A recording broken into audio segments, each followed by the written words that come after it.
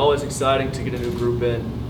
Fall camp for football people that really love the game it's a good time.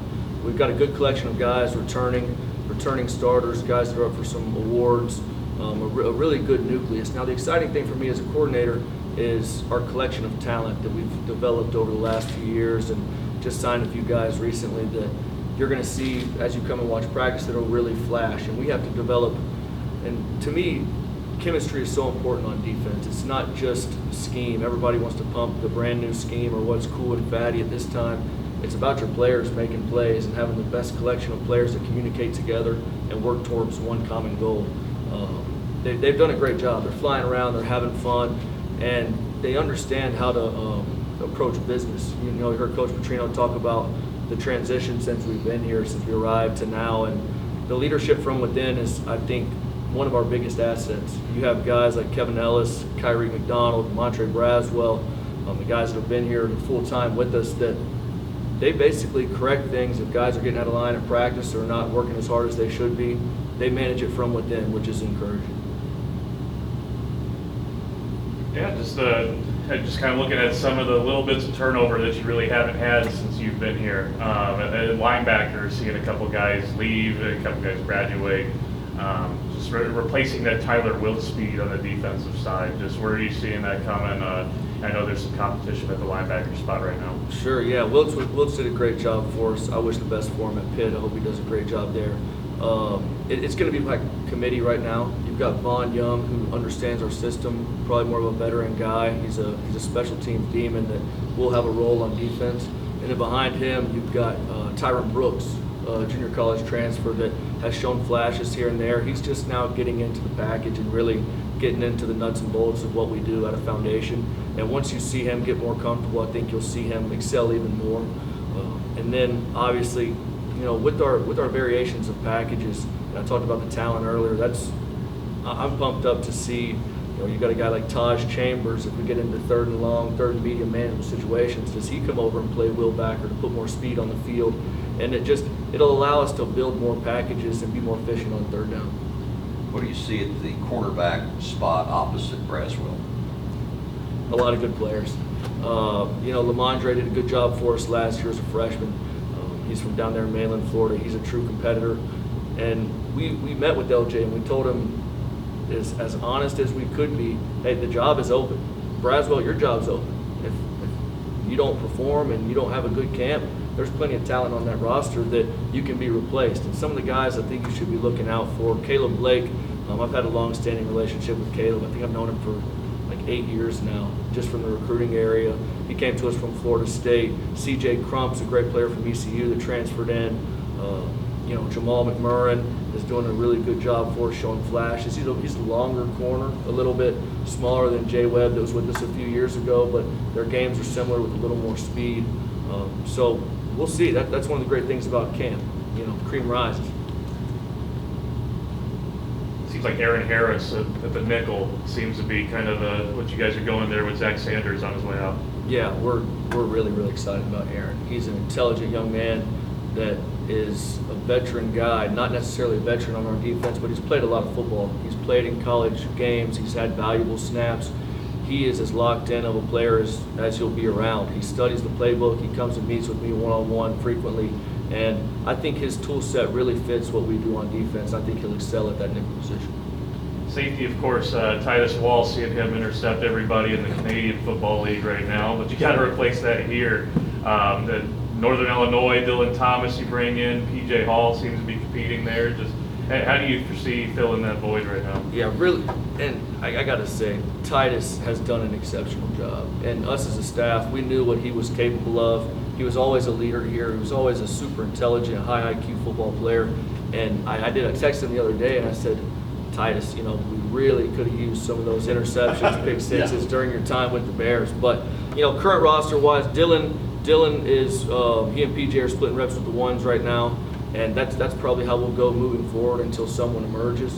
A young guy in that room that you need to watch out for is Todrick Mcgee. He's had a really good camp, and he's working extremely hard. And it's just another guy that came in young and fresh from high school that last year looked at him and go, you know, we got to bring him along. And now he showed up to camp, and some of the older guys have mentored him a little bit, and he's really starting to shine. How have you seen Kevin Ellis develop over the past couple of years? Kevin, you would say, is one of the heart and soul pieces of the defense. He is a guy that he doesn't have to say many words to walk around, and you understand that he is extremely respected on our defense and our entire team. He's a leader by his work ethic. He's a professional on and off the field. He's a good person, first and foremost. I enjoy being around Kevin Ellis. He treats people with respect. He's what our culture needs to be. When he's out in the community, you don't have to worry about Kevin acting up or doing anything out of line, because you know he's a first-class person and also a really, really good football player as well. And, you know, we're gonna have to do some things for Kevin package-wise and schematically to get him some more one-on-ones and make sure that he keeps his numbers where they need to be. And there's no reason that he shouldn't be the sack leader in the best conference in FCS 2 years straight. How much is the loss of Eric Johnson going to impact that? Is that kind of what you say, getting those one-on-ones, because a lot of attention had to go to Eric?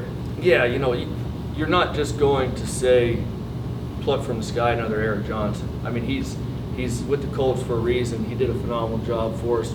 But that doesn't mean we can't do things by committee to make it a little bit more bearable, that loss. You got guys like Tico Brown. We brought him in from Central Michigan. That pipeline's been good to us.